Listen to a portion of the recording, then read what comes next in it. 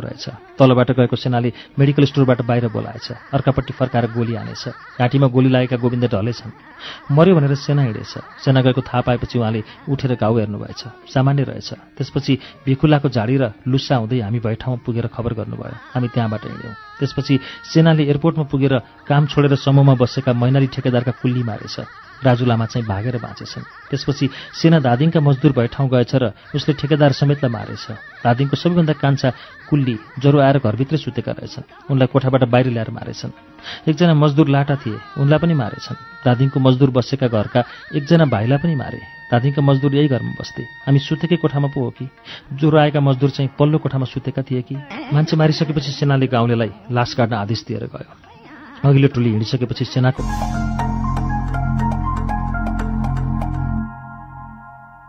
हामीले मान्ठा डराएको जोगको 9औं श्रृङ्खला वाचन सुन्यौं। 9औं श्रृङ्खलामा पुग्दा कोटबाडा पुगेका छौं हामी। यो त्यति बेलाको नियात्रा व्याख्या भइरहेको छ जति बेला 2060 साल थियो।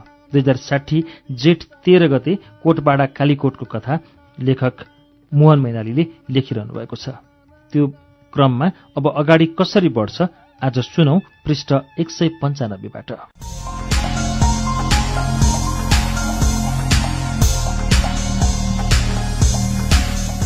खुट्टो अलि ठिक भए जस्तो छ। म पनि सँगै जान्छु दाइ।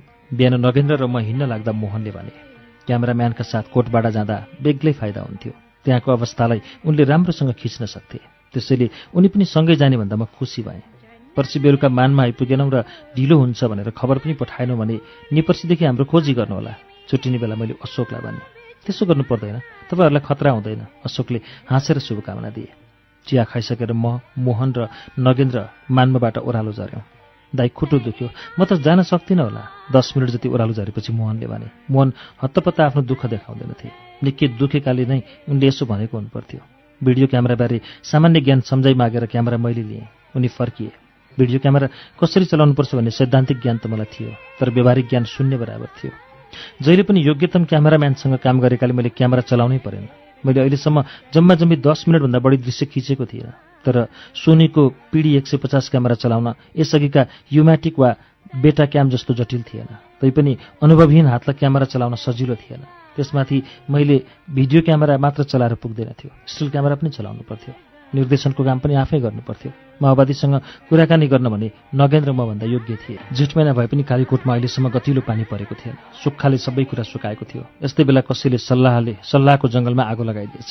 मूल आगो निभिसकेको भए पनि धेरै ठाउँमा दुहाइरहेको थियो। सल्लाहकारीको बाटोमा कतै आगो छल्दै, कतै तल कर्णालीबाट बालुवा बोकेर उकालो आएका भेडाको बथानलाई बाटो छोड्दै हामी ओह्रालो झरिरह्यौँ। पूर्वी पहाडतिर भए यति बेला बारीमा मकै दोहोरो गोडिसकेका हुन्थे, तर यहाँका बारी बाँझै थिए। बाटामा हामीले फाटोफुट्टो मात्र मानिस हिँडेको भेट्यौँ। बारीमा पनि मानिस देखिँदैनथे। मान्मबाट हिँडेको 1.5 घण्टामा हामी रेङ्गिलको पुल आइपुग्यौँ। हामी कोटबाडा जान लागेको भन्दा पुलवारीको गाउँका केही मानिसले पत्याएनन्।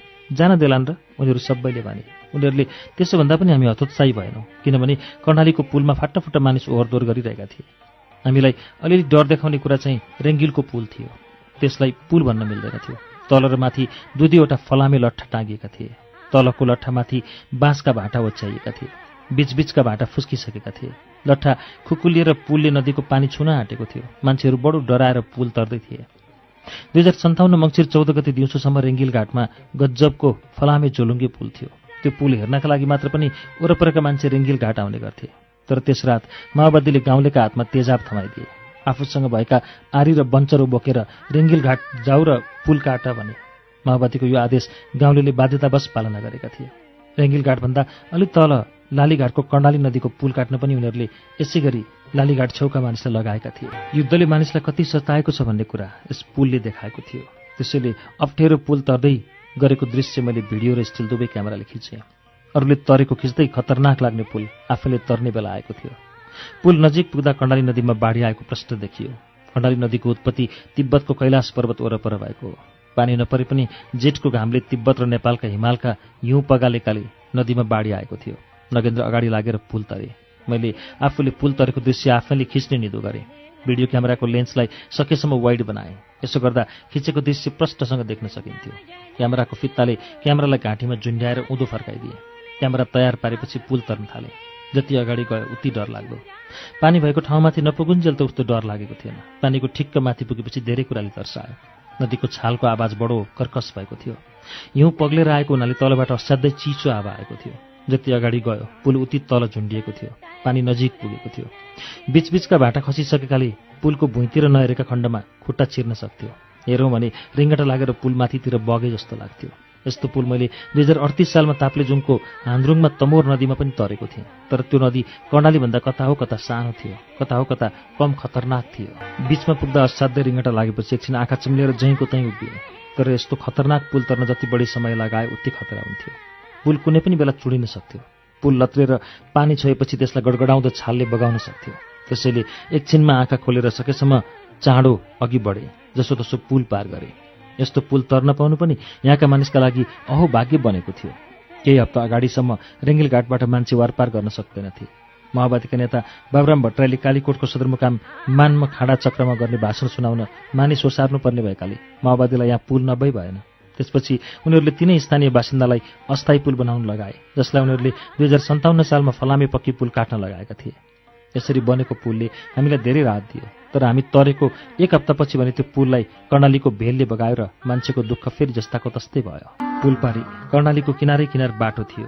कालीकोट र मुगुको पश्चिमी भेग, बाजुराको पूर्वी भेग र हुम्लाको दक्षिणी भेगका मानिस यो बाटो तलमाथि गर्थे।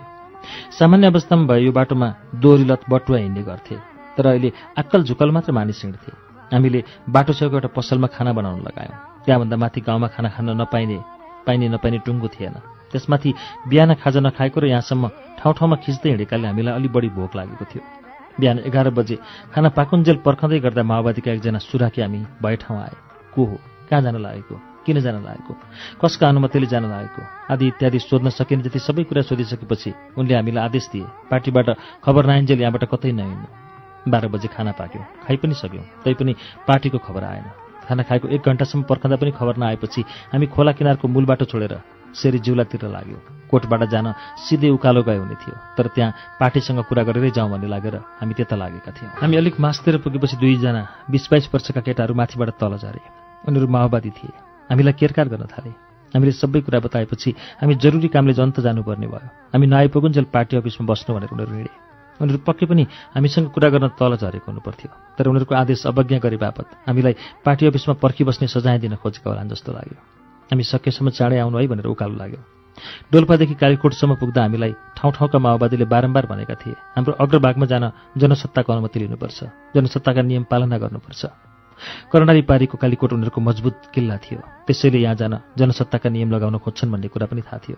तर समस्या कहाँनिर थियो भने यी नियम कस्ता छन् भन्ने कुरा माओवादी स्वयंलाई थाहा थिएन। त्यसैले मान्छे, ठाउँ र समयपछि यस्ता नियम फरक हुन्थे। समग्रमा यो नियम थियो माओवादीहरूले भनेका बेला भनेका कुरा मान्नु। हामी यही नियम मानेर सेरीजिउला गाउँमा रहेको माओवादीको अफिस गयौँ। चौडा आँगन भएको यो घर कुनै सामन्तीको हुनुपर्छ, पार्टीले कब्जा गरेको। त्यसैको एक तला माथि गएर बस्यौँ। हामी त्यहाँ पुगेपछि 1 जना 2 जना गरी मानिस आए। सबैभन्दा पहिले आइपुग्ने मान्छे भक्तबहादुर गिरी थिए। उनले भने यहाँका मानिसलाई माओवादी बन्ने बाटो हो यो, त्यता नगए तिमीहरू बाँच्दैनौ भनेर सरकारले धकेलेको हो। माओवादी सम्बन्धी शिक्षा दिने सरकार हो। उनले यहाँ भएको सरकारी दमनको श्रृङ्खला सुनाए। सरकारले यहाँको ढुङ्गा माटोलाई पनि माओवादी ठान्यो। राजकोटबाट त्यही वर्ष बछैँसरी आएका तिलबहादुर विकको घरलाई माओवादी ठानेर डढाइदियो। जोखे तिरुवाकी जानलाई सरकारले नै मार्यो। गम्बे लोहर वनमा घाँस काटेर फर्कँदै थिइन्। भर्खर जन्मेको छोरो भोकायो होला भनेर हतार हतार घर जाँदै थिइन्। गोली हानेर मारे। गिरी ठट्याउलो पारामा कुरा गर्न सिपालु थिए। त्यसैले उनलाई माओवादीको पार्टी अफिसमा माओवादीकै आलोचना गर्न पनि छुट थियो। उनले भने युद्धविराम भनेर के गर्ने, बाख्रा पाल्यो, बेच्ने उपाय छैन। माओवादीले मानमा खाडा चक्र लगेर बेच्न दिँदैन। युद्धविराम भङ्ग भयो भने त यहाँ बस्न सकिँदैन। म त जान्छु दिल्ली कमाइ खान। अलि पहिलेदेखि भएको सरकारी दमनको एउटा घटना पनि उनले सुनाए। रकुको हाई स्कुलका हेड सरले BSc पढेको ठानेर एकजना अनपढ मान्छे उठाएर ल्याएछन्। ऊ क्या त उहाँले नै हो, ऊ त्यो मास्टर ल्याएको। बोल्दा बोल्दै त्यहाँ आइपुगेका मानिसलाई उनले देखाए। 9 कक्षाको हिसाब पढाउँदा पनि गाइड हेर्दो रहेछ। त्यो मास्टर ठिक भएन भनेर शिक्षा कार्यालयमा डेलिगेसन गएको जिसिआले पुलिस बोलाएर थुनाइदियो। पुलिस हिरासतमा बसेका बेला झ्याल बाहिरतिर हेर्दा गिरीले विभिन्न पार्टीका मान्छे प्रहरी कार्यालयमा पसेको देख्दा रहेछन्। हरेक मान्छे आउँदा उनलाई आश लाग्दो रहेछ। उनीहरू सबैजना मैला छुटाउन आए जस्तो लाग्थ्यो। तर उनीहरू त आफ्नै कामले पो त्यहाँ गएका हुँदा रहेछन्। उनले भने 10 दिनपछि बल्ल छुटेर घर आइपुग्न पाएको छैन। माओवादीले रेङ्गिलको पुल काट्न जा भने गएँ। सबैसँग मिलेर पुल काटेँ। त्यति बेला पुलिस आयो भने 1 लौरो हानेर उसले बोकेको राइफल कसो खोज्दिन भन्ने लागेको थियो। पार्टी अफिसमा हामीसँग कुरा गर्नेमा कमरेड विद्रोह पनि थिए। उनले बताएअनुसार उनी मङ्गलसेल ब्रिगेडका सिपाही थिए, युद्धविराम भएको मौका पारेर घर आएका। जेठ 15 गते हाजिर हुनु पुग्नुपर्छ उनले भने। उनले पनि सरकारी दमनको श्रृङ्खला सुनाए। आमाको काखको 3 महिनाको बच्चालाई पनि मारेको छ, गोरीकला बटालाको छोरा। उनी माओवादीकी श्रीमती थिइन्, बाख्रा लिएर वन गएको मान्छेलाई मारे। कुहिरो लागेको बेला थियो, दाइलाई मार्न खोजेछन्। बहिनी झस्केर पछि सरेर फुत्किछन्, दाइ चाहिँलाई मारेर कर्णालीमा फाले। उनीसँग हामीले लामो कुराकानी गऱ्यौँ। त्यसबेला हामीलाई माओवादीले पार्टी अफिसमा एक किसिमले थुनेर राखेको पनि फाइदै भयो जस्तो लाग्यो। विद्रोहसँग कुराकानी सकेको एकछिनमा कमरेड प्रभाकर आइपुगे। उनी गाउँ जनसरकार प्रमुख थिए। उनीसँग घरबाट लखेटिएका मानिसलाई घर फर्काउने, रेङ्गिल पुल र हुलाक आदिबारे कुरा गऱ्यौँ। यहाँबाट गएका मानिसहरूसँग हाम्रो पूर्वाग्रह छैन, आउन् बसुन् उनले भने। तर सबै मानिस आउन् र बसुन् भन्ने उनको चाहना पक्कै थिएन। हामी कुराकानी गरिरहेको घरमा धनी यहाँ आएर आफ्नो घरमा बस्यो भने त उनीहरूको पार्टीकै उठीबास हुन्थ्यो। पार्टीसँग सल्लाह गरून् उनले भने। यो भनेको चाहिँ पार्टीका नाममा माओवादीका मान्छेका हरेक हुकुम चुपचाप मानुन् भनेको। युद्धविरामको बेला पनि माओवादीले कर्णाली पारीका गाउँमा हुलाक चल्न दिएका थिएनन्। मैले यो कुरा कमरेड प्रभाकरलाई सोधेँ। हुलाक चलाउन निर्देशन छैन, मान्मबाट उनीहरूले चिठीपत्र पठायो भने हामी यहाँबाट अन्त पठाइदिन्छौँ उनले भने।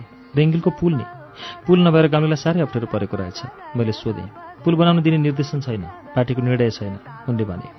युद्धविरामको मौका छोपेर धेरै विकासे संस्था गाउँ पस्न खोजेका थिए, तर तिनलाई माओवादीले आमा समूह, बाबु समूह, छोरी समूह, बुहारी समूह केही गठन गर्नु पर्दैन, जनसत्तालाई पैसा सुम्प र फिर्ता जाऊ भन्ने गरेका थिए। यी र यस्ता धेरै कुराबारे मैले कमरेड प्रभाकरलाई सोधेँ। जनताले निर्णय गर्छन्, पार्टीले निर्णय गर्छ, उनले धेरैवटा प्रश्नको एउटै जवाफ दिए। जनसरकार प्रमुख धेरै बोल्दैनथे। हामीले अहिलेसम्म भेटेका माओवादीले जस्तो गरी माओवादी शब्दावलीको वैरो पनि लगाएनन् उनले। हामीलाई केरकार पनि गरेनन्। छोटो र सौहार्दपूर्ण कुराकानीपछि गाजस प्रमुखले हामीलाई कोटबाडा जाने अनुमति मिल्यो मिलेन केही भनेनन्। बरु एकजना मान्छे हाम्रो साथ लगाइदिए। सुरुमा हामीले यस्तै सोचेका थियौँ, तर पछि थाहा पायौँ हामीलाई थाहै नदिकन उनको अधीनमा पारिएको रहेछ। हामीलाई गाउँका कसैसँग कुराकानी गर्न नदिकन सोझै कोटबाडा पठाउन गाजस प्रमुखले ती मानिसको बन्दोबस्त गरेका रहेछ। हाम्रा साथ लगाइदिएका मानिसको घर चेरीजिउला थियो। उनी माओवादी सेना र पार्टी कतै पनि थिएनन्। परेको बेला माओवादीको काम गर्न जा रहेछन्। अछामको मङ्गलसेना आक्रमण गर्ने हुलमा उनी पनि गएका रहेछन्। आक्रमणपछि कम्प्युटर जस्ता सरकारी अफिसका सामान बोकेर कालीकोट फर्केका रहेछन्। ती मानिस हाम्रो साथ नलगाइदिएका भए पनि हामीसँग त्यहाँका मान्छेले खुलेर कुरा नगर्ने रहेछन्। त्यसमाथि कसैसँग कुरा गर्ने समय पनि थिएन हामीसँग। सेरीजुला छोड्दा 3 बजिसकेको थियो। त्यसैले ती मान्छे साथ लगाइदिएर हामीलाई केही फरक परेन, बरु सजिलै भयो। उनले बाटो देखाइदिए। हामीसँग हिँडेको 5 मिनटपछि नै हाम्रो ट्राइपोड बोक्न सघाइदिए। माओवादीको स्वीकृतिका लागि दिनभर जस्तो पर्खेर सेरीजुलाबाट हिँड्दा हामीलाई थप केरकार सहनु पर्दैन जस्तो लागेको थियो। तर चाँडै नै हाम्रो त्यो भ्रम टुट्यो। हामीले 45 मिनट जतिको अलिअलि उकालो बाटो पार गरेका थियौँ। हाम्रो बाटोभन्दा केही तल 200 मिटर परबाट हामीलाई कसैले आत्तिए चाहिँ गरेर हकार्यो। को कहाँ जान लागेको? हिमसरक बाघ गाउँ पस्दा मानिस जसरी आत्तिएर कराउँछन् उसको आवाज त्यसरी नै आत्तिएको थियो। त्यहाँ एउटा घरको आँगनमा 15-20 जना मानिस उभिरहेका थिए। म त्यतै आएर बनाउला, हाम्रो हेरालु यसो भनेर ओह्रालो लागे। हामीले त्यहीँ पर्खिराख्नुपर्ने भयो। उनी गए। उनले ती मानिससँग 10-15 मिनट कुराकानी गरे। त्यही बाटो जाँदै गर्नु, म एकछिनमा आउँछु उनले ठुलो स्वरले कराएर हामीलाई भने। हामी 2 जना अघि लाग्यौँ। 15 मिनट जति हिँडेका थियौँ। 2टी महिला भेटिए। हामी चुप लागेर उनीहरू भए ठाउँभन्दा अगाडि जान लागेका थियौँ। पिठ्यौमा बच्चा बोकेकी महिलाले च्याठिएर एकै सासमा सोधिन्, को कहाँ जान लागेको, कसले अनुमति दियो? युद्धविराम गर्दा माओवादीले राजा ज्ञानेन्द्रले नियुक्त गरेको सरकारसँग आचार संहितामा हस्ताक्षर गरेका थिए। त्यसमा निरस्त्र नेपालीलाई नेपालका जुनसुकै ठाउँमा पनि निर्धक्कसँग हिँड्नमा रोक नलगाउने भनिएको थियो। सेना ब्यारेकभन्दा 5 किलोमिटर टाढा गए भने माओवादीहरू आचार संहिता मिच्यो भनेर कोकोहोलो मचाउने गर्थे। गाउँ जाने निरस्त्र मानिसलाई भने कसले अनुमति दियो भनी सोध्थे। उनको चित्त बुझे मात्र गाउँ जान दिन्थे। हामीले आफ्ना बारेमा बतायौँ। त्यसपछि उनी गाली गर्न थालिन्। पत्रकारहरू निरङ्कुश, हत्यारो, तानाशाही ज्ञानेका मतियार हुन्। उनले माओवादीका कुरा नलेखेको भनेर पत्रकारलाई साह्रै क्षुद्र गाली गरेपछि मैले पनि अलिक कठोर हुनु पर्यो। 2 थरीको चपेटामा परेका निर्दोष मानिसका परिवारको कस्तो अवस्था छ भन्ने कुरा तिमीहरूले बुझेका छौ। हामी पत्रकारले देखेका छौँ र ती मानिसको कुरा हामीले बाहिर ल्याएका छौँ। त्यो कुरा तिमीहरूलाई थाहा छ? मैले अलिक कड्किएर भने। तर म जति नै कड्किए पनि सबैभन्दा नरम माओवादी जति कडा हुन सक्दिनथे। त्यसपछि तिनी नरम भइन् र भनिन्, उकालो उकालो हिँड्दा हाम्रा पसिना जति चुइए त्योभन्दा बढी आँसु चुइएको छ भन्ने कुरा कसले देखिदियोस्? यति बेला भने उनी मान्छे जस्तै नरम भइन्। आँसुलाई हाँसोमा र दुःखलाई सुखमा बदल्न मद्दत गर्नुहोला। यतिको नरम भएर बोल्नेको कुरा सुन्न हामीलाई कुनै आपत्ति थिएन। उनले कति वर्ष लगाएर घोकेका, अर्थ थाहा नभएका शब्दावली राखेर धेरै बेर अर्थी दिइन् र छुट्टिने बेलामा भनिन्, धान बाक्लै रोप्नु होला। यहाँ धान रोप्ने कुरा कसरी आयो? म छक्क परेँ। यो भनेको के हो? मैले नगेन्द्रलाई सोधेँ। उनीहरूको पक्षमा मात्र आवाज उठाउनु होला भनेको नगेन्द्रले भने। उनीहरूसँग विदा भएर हामी हतार अगाडि बढ्यौँ। हामीले गाउँ र खेत पार गर्न लागेका थियौँ। बाँझो कतै कतै मात्र बुट्यान भएको पाखा सुरु भएको थियो। हामी निकै ठुलो लामो भिरतिर जाँदै थियौँ। एकजना मानिस हस्याङ फस्याङ गर्दै उकालो आए। हामी भए ठाउँ आइपुगेर हाम्रा 5 औँला र हत्केला मर्याक मुरुक पारेर हात मिलाए। म उहाँ कमरेडको सट्टामा आएको। उनले त्यसो भनेपछि हामीले बुझ्यौँ उनीहरूको ड्युटी फेरिएछ। उनले पनि हाम्रो ट्राइपोड बोक्न सघाइदिए। उनीसँग सामान्य कुराकानी गर्दै हामी भिरको बाटो अघि बढ्यौँ। एउटा अजङ्गको भिर आएपछि उनले भने, यही ठाउँमा हो हामीले प्रहरीलाई एम्बुस थापेको। एकजना यता ढल्यो, अर्कोजना यता। उनले देखाएको दुवैतिर छङ्गाछुर भिर थियो। काली लागेर हामीले हेर्न सकेनौँ। हाम्रो कमरेडले ऊ त्यहाँ माथि बसेर चार्ज गर्नुभएको थियो। उनले देखाएको त्यो ठाउँ पनि काली लाग्दो भिर थियो। ती कमरेडले त्यो कामको बारेमा उत्साहसाथ बताए। उनका अनुसार माओवादीले तल बाटोमा विस्फोटक पदार्थ राखेका थिए। त्यस धरापसँग जोडिएको झण्डै 200 मिटर लामो तार तानेर माथि लगेका थिए। माथि बस्ने मान्छेले तल बाटोमा हिँडिरहेका प्रहरी धराप नजिक पुगेको देखेपछि तार जोडेर विस्फोट गराएका थिए। ती कमरेडले बडो फुर्ती र गर्वसाथ भने, यसअघि यति ठुलो पदको प्रहरी अन्त कतै पनि मार्न पाइएको थिएन। यो घटना 2056 साउन 28 गति दिउँसोको थियो। त्यस दिन माओवादीहरूले कालीकोटका डिएसपी कैलाश कुमार छेत्रीलाई धरापमा पारेर मारेका थिए। प्रहरी जवान जयबहादुर सियानको एउटा हात चुँडिएको थियो। हाम्रा कानले सातो जाने खालका कुरा सुन्नु परेको थियो। आँखाले आङ सिरिङ्ग हुने भिर हेर्नु परेको थियो। सुक्खाले गर्दा एउटा पनि घाँसपात नभएको छङ्गाछुर भिर हिँडिसक्नु थिएन। एकहोरो बाटोमा हेरेर हिँडौँ भन्दा पनि पारिपट्टिको डाँडो पनि आफूसँगै हिँड्दैछ जस्तो देखिन्थ्यो। झन्डै 5 बज्न लागेको थियो। अझै केही बेर भिरको बाटो हिँड्न बाँकी नै थियो। भिर काटेपछि पनि अलिकति उकालो र अलिकति तेर्सो हिँडेपछि मात्र हामी कोटबाडा पुग्थ्यौँ। त्यसैले हामी हतारमा थियौँ। यस्तैमा अलि परबाट 4-5 जना मानिस हामीतिर आउँदै गरेको देख्यौँ। नजिक आइपुग्दा थाहा भयो त्यस टोलीको नेतृत्व भेरी कर्णाली स्वायत्त प्रदेशका जनसरकार प्रमुख तथा माओवादीका केन्द्रीय नेता कमरेड प्रकाण्ड अर्थात् खड्गबहादुर विकका भाइले गरेका रहेछन्। उनी सैन्य विभागपट्टि रहेछन्। उनको घर कालीकोटको कोटबाडा पारीको गाउँ मालकोट थियो। साथमा अखिल नेपाल महिला सङ्घकी सेती महाकाली इन्चार्ज दिलिना उपाध्याय पनि थिइन्। उनी मसँगै गएका नगेन्द्र प्रसाद उपाध्यायकी भाउजू पर्थिन्। वीरको बाटो कति बेला काटिसकौँ जस्तो भएका बेला उनले केरकार सुरु गरे। उनी हुर्मत लिने भाषा र हाउभावमा एकपछि अर्को कुरा सोध्थे। म जवाफ दिन्थेँ। उनमा मेरो जवाफको प्रतिक्रिया देखिँदैन थियो। अनुहारमा पनि देखिँदैन थियो। बोलीमा पनि सुनिँदैन थियो। एकमन त त्यो मान्छे कान छुन्दैन कि जस्तो पनि लाग्यो। क्रूर हुनका लागि हतियार चलाउनै नपर्ने रहेछ। मैले त्यसै क्षण भोगेँ। त्यति बेला मैले मान्मामा भेटेका केही मानिसले भनेको सम्झेँ। उनीहरूले मलाई तर्साउन खोजेका थिए। उनीहरूले भनेका थिए फर्केर आउन गाह्रो पर्छ, माओवादीहरूले दुर्व्यवहार गर्छन्, त्यतापट्टि युद्धविराम भएकै छैन भने हुन्छ, आदि इत्यादि। मैले उनीहरूलाई हामीले त्यस्ता धेरै कमरेडसँग उठबस गरिसकेका छौँ भनेको थिएँ।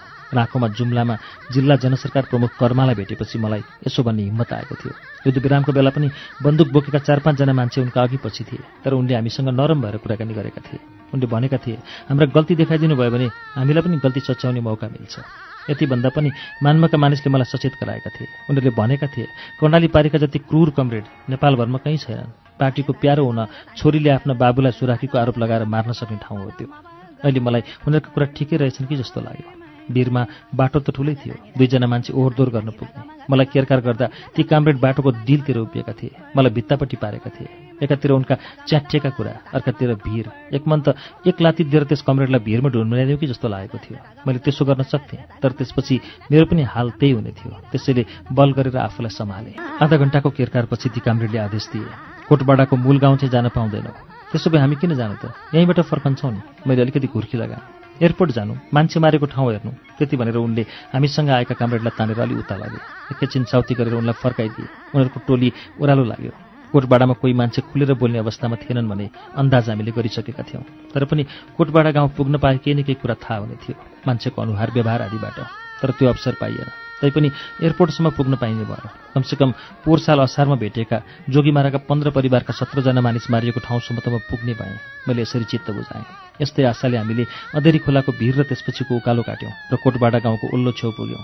अलिअलि मात्र पिरालोमा बाक्लै बस्ती भएको कोटबाडा गाउँ देखियो। त्यसको सिरानमा रहेको विमानस्थललाई थाम्नका लागि जोगीमारा समेतका मजदुरले चलाएको लगाएको तल्लोपट्टिको अग्लो पर्खाल पनि देखियो। विमानस्थलभन्दा मुनतिर फाट्टाफुट्टा घर थिए।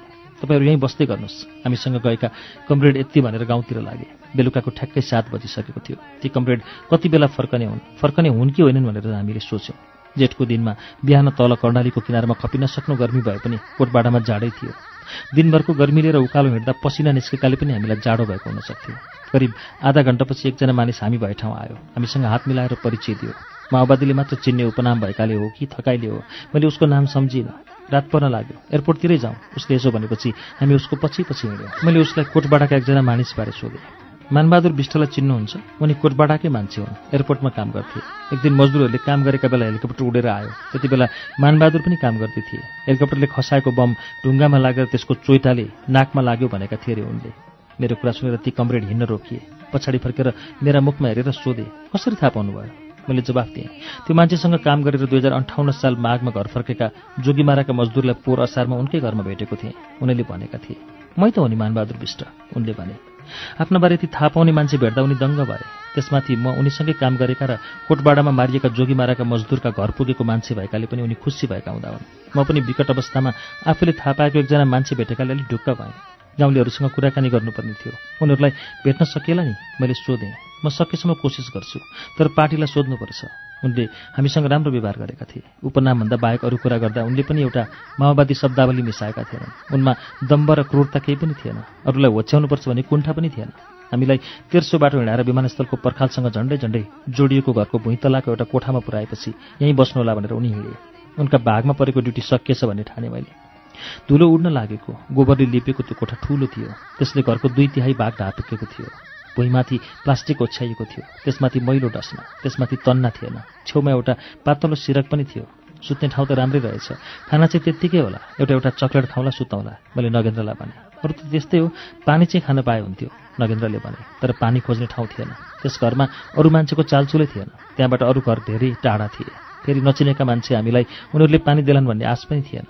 8:30 बजीतिर सुत्ने तर्खर गर्न लागेका थियौँ। कसैले ढोका ढकढकायो। हाम्रो लागि ओछ्यानमै खानेकुरा ल्याइदिएको रहेछ। थालमा 4वटा रोटी थिए। एउटा मगमा मोही थियो। अचारका लागि नुन खुर्सानी थियो। नुन खुर्सानी पिँधेको सिलौटै उठाएर ल्याइदिएको थियो। 1 लोटा चिसो पानी पनि साथमा थियो। भोक लागेका बेला रोटो र नुन खुर्सानी असाध्यै स्वादिलो भयो। सबैभन्दा मिठो चाहिँ जेठको धुपको मोही थियो। बिचराहरूले कहाँबाट बन्दोबस्त गरेका होला। खाइसकेर भाँडा यहीँ राखिदिनु होला। हामीलाई खाना ल्याइदिने 2 जना केटा खाना राख्ने बित्तिकै यति भनेर फर्केका थिए। उनीहरूले भने जस्तै गरेर हामीले थाल मग र सिलौटो छेउ लगाएर राखिदियौँ। त्यसपछि सुत्ने काम मात्रै बाँकी थियो। मानमादेखि कोटबाडासम्मको 7.5 कोस हिँड्दा निकै पसिना बगेको थियो। धोएको लुगा निचोरे झैँ जेठको घामले शरीरबाट पानी निचोरेर शरीर थकित बनाएको थियो। पाइले पिच्छी जस्तो रिस उड्दा कुरा सोधेर माओवादीले दिमाग पनि थकाएकै थिए। तैपनि रातको 12 बजीसम्म पनि निन्द्रा आएन। खासमा भन्ने हो भने त्यस रात हामी घरमा होइन, चिहानघारीका बीचमा सुतेका थियौँ। हामी सुतेको ठाउँभन्दा केही मासतिर 2 जना मानिसको चिहान थियो। 10 मिटर जति पूर्व दक्षिणको खोल्सीमा 10-11 जना जति मानिस गाडिएका थिए। त्यसभन्दा 5 मिटर जति माथि 8-9 जनाको लास एउटै खाल्डोमा गाडिएको थियो। हामी सुतेको वरपर एकै दिन मारिएका 35 जना मानिसका लास गाडिएका थिए। करिब 200 मिटर परतिर 11 जना प्रहरीको प्राण गएको थियो। मैले त्यति बेला मेरो वरिपरि मारिएका सबै 46 जना मानिसलाई भन्दा पनि जोगीमाराका 17 जनालाई सम्झेँ। अरूका परिवारसँग मेरो सम्पर्क थिएन। दादिङका मानिसका परिवारसँग भने मैले 3 पटक भेटेको थिएँ। त्यति बेला उनीहरू सबैका आँसु सम्झिए। कसरी मारिए होलान् भनी उनीहरूले बारम्बार सोधेका कुरा सम्झिए। यसको जवाफ आज दिउँसो शेरीजुलाको माओवादी कार्यालयमा भेट भएका मङ्गलसेन ब्रिगेडका सिपाही कमरेड विद्रोहले दिएका थिए। उनले भनेका थिए, हामी फागुन 6 गते नै कोटबाडा पुगेका थियौँ। त्यो कुरा थाहा पाएर सेनाका हेलिकप्टर 6 गते नै आएर कोटबाडाको विमानस्थलमा बस्न खोजे। कुल्लीहरू लुके। हामी सेनाले प्रतिकार गर्यौँ। विमानस्थलमा काठ ठड्यायौँ। हेलिकप्टर त्यहाँ बस्न सकेन। बमको सेल खसायो र गयो। सेनाको हेलिकप्टर 7 गते फेरि आयो हवाई गस्तीमा, तर बस्न नसकेर फर्कियो। हामी त्यहाँबाट हिँडिसकेका थियौँ। 11 गते फेरि हेलिकप्टर आयो। हामीसँग सम्पर्क छुटेकी प्लाटुनकी एकजना बहिनी कोटबाडामा हुनुहुँदो रहेछ। उहाँले हवाई गस्ती गरिरहेको हेलिकप्टरतिर ताकेर गोली हान्नुभयो। त्यसपछि हाम्रो सम्पर्कमा आउनुभयो। हेलिकप्टर कोटबाडाभन्दा 1 घण्टा टाढा घारी भन्ने ठाउँमा बस्यो। त्यसको भोलिपल्ट सेना पैदल हिँडेर कोटबाडातिर लाग्यो। सबैभन्दा पहिले एयरपोर्ट कब्जा गर्ने नीति रहेछ। अलि तल गङ्गा बिष्ट आफ्नो घरको खलामा काम गर्दै थिए। सेना आएको देखेपछि भागेर घरभित्र पसेछन्। आमाको काखबाट थुतेर बाहिर ल्यायो। उसलाई मारिदियो। कोटबाडाका डाक्टर गोविन्द गिरी हेल्थ असिस्टेन्टलाई माओवादी डाक्टर भन्छन्। उहाँ मेडिकल स्टोरमा हुनुहुँदो रहेछ। तलबाट गएको सेनाले मेडिकल स्टोरबाट बाहिर बोलाएछ। अर्कापट्टि फर्काएर गोली हानेछ। घाँटीमा गोली लागेका गोविन्द ढलेछन्। मर्यो भनेर सेना हिँडेछ। सेना गएको थाहा पाएपछि उहाँले उठेर घाउ हेर्नुभएछ। सामान्य रहेछ। त्यसपछि भिखुलाको झाडी र लुस्सा हुँदै हामी भए ठाउँमा पुगेर खबर गर्नुभयो। हामी त्यहाँबाट हिँड्यौँ। त्यसपछि सेनाले एयरपोर्टमा पुगेर काम छोडेर समूहमा बसेका मैनाली ठेकेदारका कुल्ली मारेछ। राजु लामा चाहिँ भागेर बाँचेछन्। त्यसपछि सेना धादिङका मजदुर भए ठाउँ गएछ र उसले ठेकेदार समेतलाई मारेछ। धादिङको सबैभन्दा कान्छा कुल्ली ज्वरो आएर घरभित्रै सुतेका रहेछन्। उनलाई कोठाबाट बाहिर ल्याएर मारेछन्। एकजना मजदुर लाटा थिए, उनलाई पनि मारेछन्। धादिङको मजदुर बसेका घरका एकजना भाइलाई पनि मारे। धादिङका मजदुर यही घरमा बस्थे। हामी सुतेकै कोठामा पो हो कि? ज्वरो आएका मजदुर चाहिँ पल्लो कोठामा सुतेका थिए कि? मान्छे मारिसकेपछि सेनाले गाउँलेलाई लास काट्न आदेश दिएर गयो।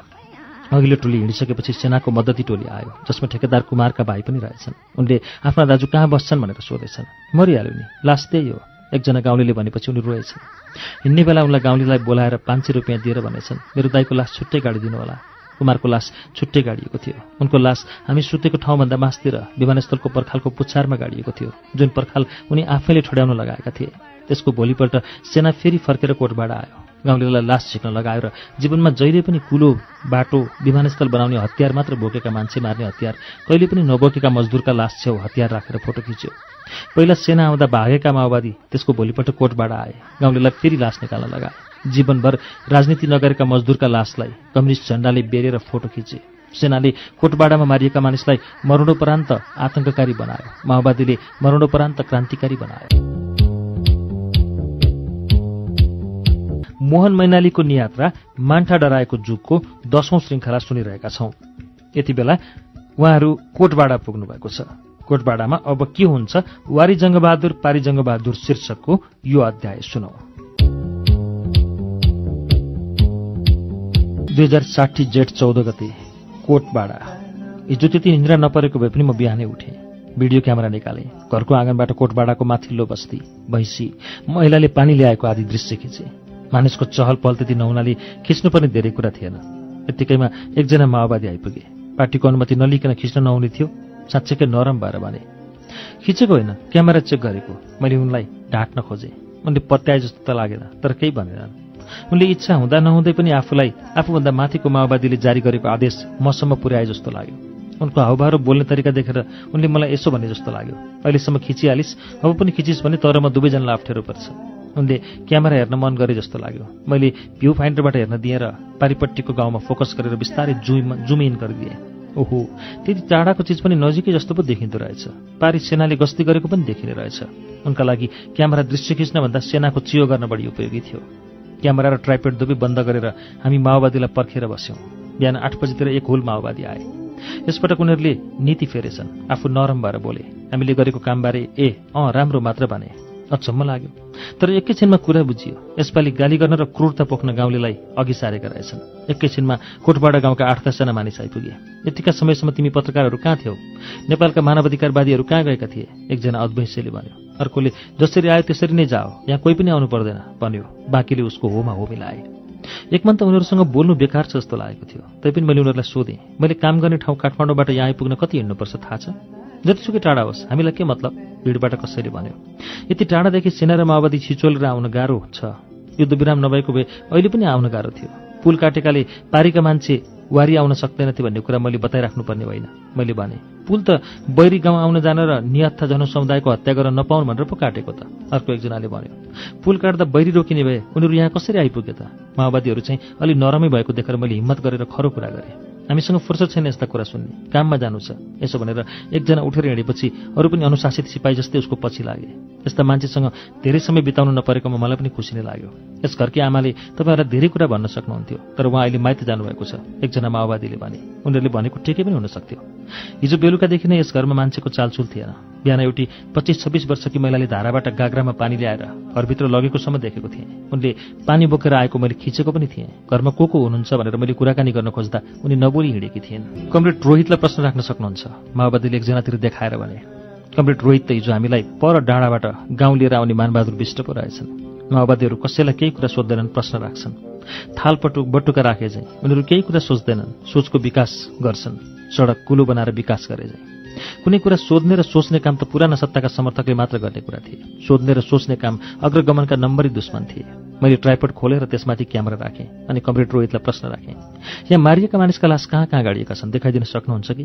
मैले राखेको प्रश्नले कमरेडलाई अलमल आयो। प्रश्न होइन भनौँ भने प्रश्नवाचक चिन्ह लागेको थियो। हो भनौँ भने यसको जवाफ दिन काम गर्नु पर्थ्यो। कमरेड रोहितले जवाफ दिने आज्ञा मात्र पाएका थिए, लास गाडेको ठाउँ देखाउने आज्ञा पाएका थिएन। हुन्छ, देखाइदिनुहोस् न, अर्का कमरेडले तुरन्तै अनुमति दिए। कमरेड रोहितले लास गाडेको ठाउँ देखाउने अनुमति पाउनु भनेको त्यो ठाउँ मैले हेर्न पाउनु हो, र पत्रकारले हेर्न पाउनु भनेको अरूलाई देखाउनका लागि खिच्न पाउनु पनि हो भन्ने अर्थ लगाएँ मैले। कमरेड रोहित अरू 2-3 जना कमरेडका साथ अघि लागे। म क्यामेरा खोलेर उनको पछि लागेँ। यहीँभित्र छन् 10-12 लास। व्यवस्थित च्यान बनाउन सकिएन। 2 कान्ला तलतिर पुगेर उनले भने, बलेटाको भलले च्यानमाथिको माटो बगाएर लैजाला भनेर निगालो लगाएका छौँ। च्यानमाथि निगालो हुर्किसकेको थियो। त्यसपछि उनी अलि माथिल्लो कान लमगाए। उनले भने 8-10 जना यहाँ खाल्डोभित्र छन्, 1 जना पूर्वका मामा, बाँकी धादिङका।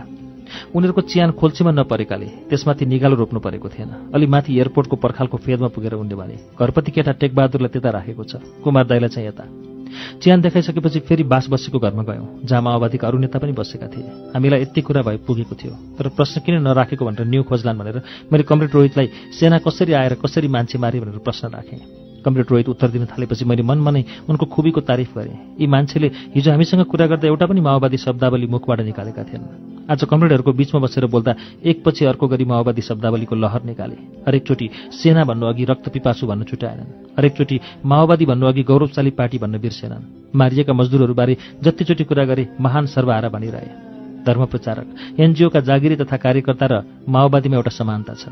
यी तीनै थरी सामान्य मानिसले नबुझ्ने, सायद आफैले पनि नबुझ्ने शब्दमाथि शब्द थुपारेर अरूलाई आफ्नो मतमा ढाल्न कोसिस गर्छन्। आफूभन्दा भिन्न धर्म, आफू बाहेकको एनजिओ वा भिन्न विचार र कार्यशैली भएको जुनसुकै संगठन, अर्को सेना र भिन्न मत भएको पार्टीप्रति यिनीहरू घोर असहिष्णु हुन्छन्। तिनमाथि यिनले घमासान युद्ध छिड्छन्। यिनका कुरा सुन्दा कान टट्टाउँछ। यिनले बोलेको सुन्दा कता कता लाज लाग्छ। नजान्ने मान्छेले गरेको अभिनय हेर्दा आफैलाई लाज लागेको जस्तो। कमरेड रोहितको बनी बनाऊ जवाब सिद्धिएपछि मैले क्यामेरा कोठाबाट बाहिर निकालेँ।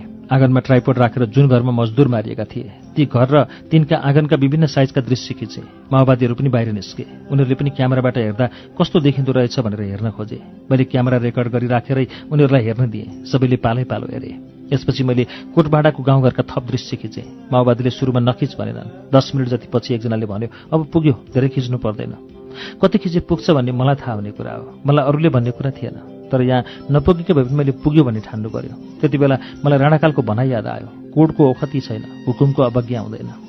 कोड अर्थात् कुष्ठरोगको औषधि पत्ता लाग्यो। 2007 सालपछि हुकुमको पनि अवज्ञा हुन थाल्यो। हुकुमको अवज्ञा हुन थालेको 54 वर्षपछि मैले कोटबाडामा माओवादीको अवज्ञा गर्ने हिम्मत गरेँ। कोटबाडा एयरपोर्टको दृश्य खिच्न खोजेँ तर सकिन।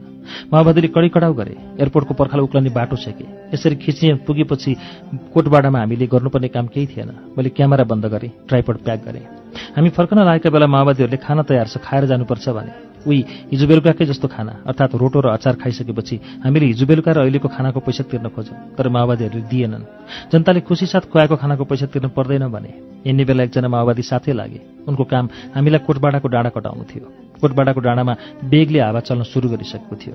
यो हावा चलेपछि जहिले पनि टाउको दुख्छ। सरहरूसँग सिटामल छ भनेर एउटा पाउन। डाँडी डाँडा ओह्रालो झर्दा हाम्रा हेरालुले हामीलाई भने। मैले 10 वटा सिटामलको पत्ती बोकेको थिएँ। एउटा आफूलाई राखेर बाँकी उनलाई दिएँ। सिटामल पाएपछि उनले हामीलाई बिदा गर्ने बेला आयो। हामीलाई कोटबाडाको डाँडा कटाएर उनी गाउँ फर्किए। हामीले सुरुमा भिरको बाटो र त्यसपछि सामान्य पहाडी बाटो पार गरेर उही हिजो तरेको आङजिरिङ्ग हुने पुल तर्यौँ। पुलसम्मको ओह्रालो बाटो त्यति असजिलो भएन। लडे पनि आफू जानुपर्ने ठाउँतिरै गइन्थ्यो। पुल तरेर उकालो लागेपछि भने मलाई निकै अप्ठ्यारो पर्यो। घाम एउटा होइन 2-3 वटा लागेका थिए जस्तो भयो। पुरै उकालो गरी शीतल बाटो कहीँ थिएन। झन्डै 3 घण्टा हिँड्दा पनि मान्माको डाँडो अझै धेरै माथि थियो। जसोतसो मान्माको डाँडामा उक्लेपछि मैले भिडियो र स्टिल दुवै क्यामेरा